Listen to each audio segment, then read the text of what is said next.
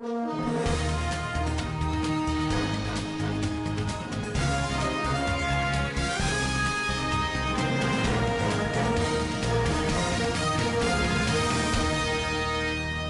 and welcome to Standard Voice Television Global News. Today, 3rd June 2026, equivalent to Islamic calendar 17th Zulhijjah, 1447 after the Hijrah of the Noble Prophet. In the headlines, President Tinubu to address National Assembly June 12, marking Democracy Day. INEC investigates leak of voter data and traces user account. Troops of Operation World Stroke kill 4 terrorists, rescue kidnapped victims, bust drug ring in Benue and Taraba. And on the international scene, Somalia security operations kill scores of Al-Shabaab terrorists. On sport update, Captain Ndidi optimistic, Eagles ready for Poland in international friendlies. Details of these and more will be coming to you in the news bulletin. I am Sumaya Mustafa. Stand by. President Bola Ahmed Tinubu is expected to address a joint session of the National Assembly on June 12 as part of activities marking this year's Democracy Day celebration. The Secretary to the Government of the Federation's Media Aid, Yomi Odunuga, in a statement said that George Akume noted that the Democracy Day provides an opportunity to reflect on the sacrifices made by Nigerians who fought for democratic governance. Akume described the June 12th anniversary as a significant moment to honor those who contributed to Nigeria's democracy journey. The address will form part of a series of official events lined up by the federal government to commemorate the 2026 Democracy Day. Other activities lined up for the celebration included a World Press Conference on June 4, special Jumu'at prayers on June 5, an interdenominational church service on June 7, a Democracy Day public lecture on June 9, youth and women programs on June 10, a presidential broadcast on June 12, and a Democracy Day gala night. Moving on, the Independent National Electoral Commission (INEC) has begun a probe into allegations of unauthorized access to its continuous voter registration (CVR) database following the publication of information relating to a candidate in a recent political party primary election in the Federal Capital Territory (FCT). The National Commissioner and Chairman of the Information and Voter Education Committee, Mohammed Haruna, in a statement said INEC is treating the matter with utmost seriousness. The Commission explained that as part of the ongoing nationwide CVR exercise, authorized registration officers were granted controlled access to specific components of the registration system to enable them to carry out voter registration, transfer requests and updates to voter cards. He reaffirmed INEC's commitment to protecting voter information and maintaining the integrity of its electoral systems.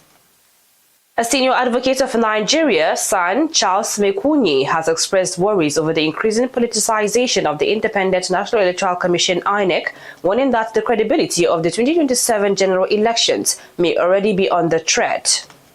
Mekunyi spoke during the 2026 Law Week of the Nigerian Bar Association (NBA) Agbo branch themed Future-Proofing Nigeria's Democracy, Credible Elections and Legal Crossroads. The senior lawyer in his keynote address said although the Constitution clearly outlines the responsibilities and qualifications for appointment into INEC, the electoral body had consistently failed to conduct elections that Nigerians could regard as free and fair. He lamented that many officials within the Electoral Commission are either overwhelmed by political pressure or compromised by politicians who allegedly influence appointment into the commission. Moving on, the Zamfara state is to support over 1 million women, girls, persons with disabilities and other vulnerable groups across the state.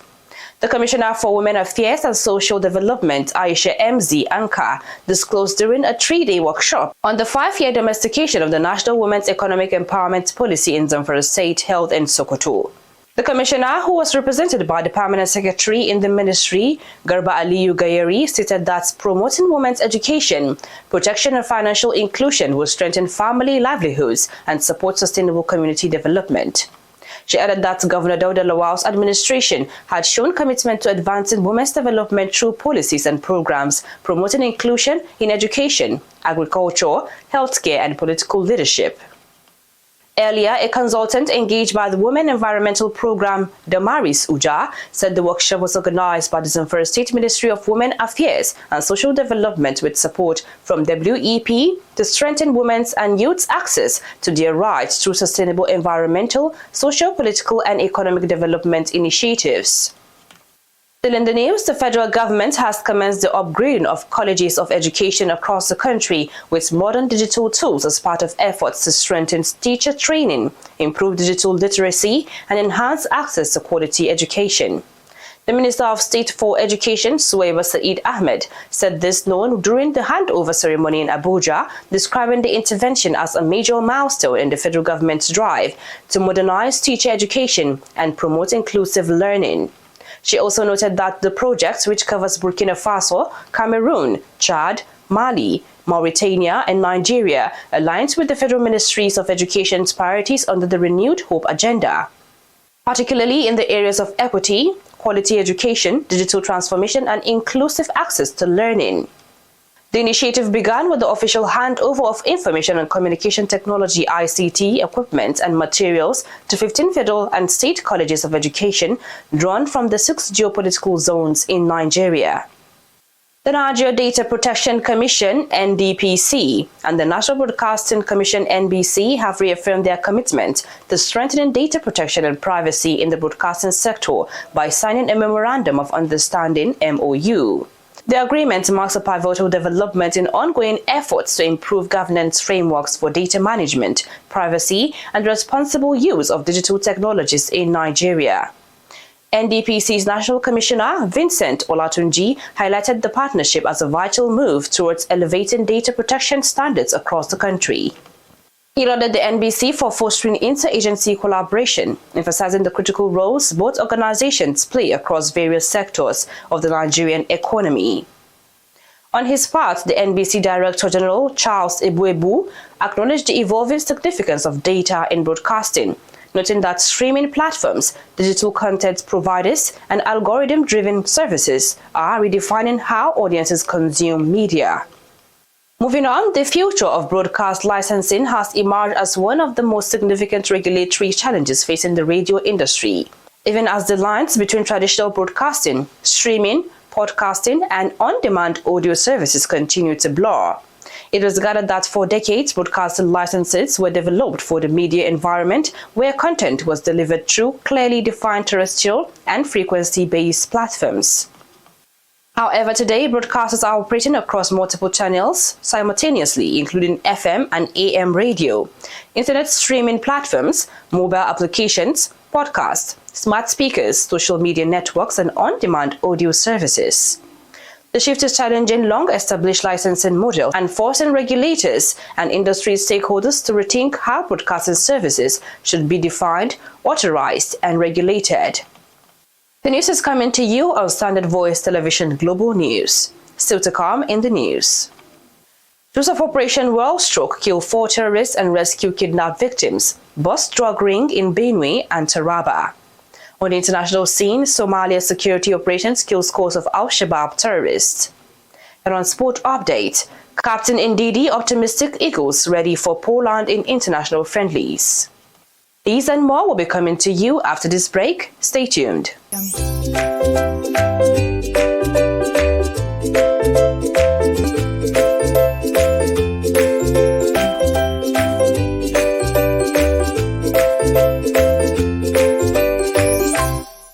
Welcome back from that short break, and now the news continues. Those of Operation Wellstroke have intensified security operations across Benue and Taraba State, leading to the elimination of 4 suspected criminals, the rescue of kidnapped victims, and the dismantling of a drug trafficking syndicate. The military said the operations were carried out through coordinated raids, intelligence-driven patrols, and clearance missions targeting criminal hideouts in both states. According to authorities, troops engaged armed suspects during separate encounters, resulting in the neutralization of 4 criminals. Security personnel also successfully rescued abducted individuals held in captivity by kidnappers operating within the region. In the same vein, soldiers uncovered and disrupted a drug distribution network during operations in parts of Benue and Taraba. The military reaffirmed its commitment to sustaining offensive operations against criminal elements threatening peace and security in North Central region. Moving on, the Zamfara State Police Command has rescued 3 teenage boys who were kidnapped from the Bingi Forest area of Maru local government area. The command spokesperson Yazid Abubakar disclosed this in a statement, saying the victims were rescued during a joint security patrol after they were found wandering in the forest. According to the police, the rescued victims are Yusuf Ibrahim, Basiru Yusuf and Mubarak Ibrahim. He stated that they managed to escape from their captors and were subsequently found and rescued by the joint security team during the patrol operation. The police added that the victims were immediately taken to a government hospital where they received medical attention before being discharged. The statement said the victims were handed over to the executive chairman of Maru local government area, Mohammed Bello Jabaka, for reunion with their respective families. Still in the news, the federal government has been urged to give Nigeria's security chief a 90-day deadline to eliminate terrorists across the country or resign from office. The General Overseer of the Redeemed Christian Church of God, Pastor Enoch Adeboye, made the call in a video shared on X, in which he expressed concern over the country's security situation and urged authorities to act swiftly against those responsible for the violence. Addressing the government, the Christian cleric said security chiefs should be held accountable for delivering results in the fight against terrorism. Adeboye also called on governments to go beyond targeting terrorists and focus on those financing and supporting their activities. He recalled advising a former Nigerian president to issue a similar ultimatum to security chiefs in the past, noting that although the directive was given, it was not fully enforced when the deadline elapsed. The Christian Association of Nigeria, CAN, has declared Sunday, June 14, 2026, as a nationwide Black Sunday in honor of victims of terrorist attacks and other forms of violence across the country. CAN President Archbishop Daniel Okor, while speaking after the National Church Denominational Leadership Summit 2026, stressed that prayers alone would not resolve Nigeria's worsening security challenges. He also announced a 3-day national prayer program scheduled to run from June 12 to June 14, saying urgent and political measures are needed to address the crisis and restore safety across the nation. The Archbishop called on the federal government to declare a state of emergency on insecurity, describing the situation as critical and requiring immediate intervention. Okor also advocated the speedy establishment of state police and the decentralization of the country's security architecture to enable faster and more effective responses to threats. And on the international news, supported by international partners, Somalia carried out coordinated operations, killing 28 al-Shabaab terrorists in the Hiran and Middle Shabelle regions. The Somali National Intelligence and Security Agency, in a statement, said a senior terrorist figure in the Hiran region, Abdurrahman Abdi Mudallib, was among those killed in the air operations, along with 5 other terrorists. It added that Mudallib was directly involved in organizing and planning terrorist attacks in the Bulo Burde and Jalalaqsi districts in the region.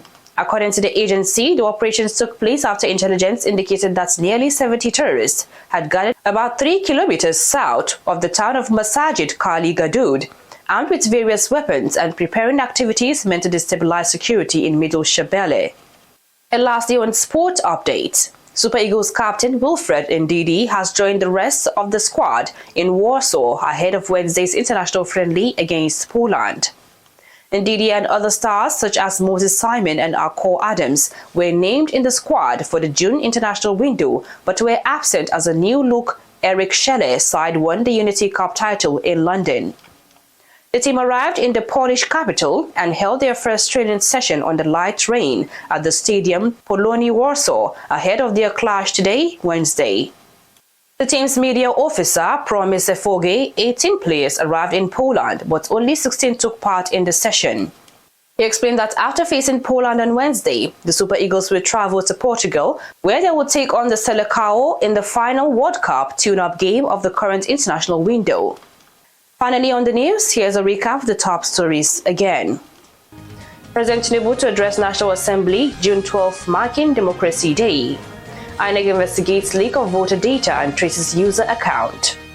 Troops of Operation World Stroke kill 4 terrorists, rescue kidnapped victims, bust drug ring in Benue and Taraba. And on the international scene, Somalia security operations kill scores of al-Shabaab terrorists. On sport update, Captain Ndidi optimistic, Eagles ready for Poland in international friendlies. And that's the size of the global news today. On behalf of the news editor Ilya Adamu Auta and the production crew, I am Sumaya Mustafa. Thanking you and bye for now.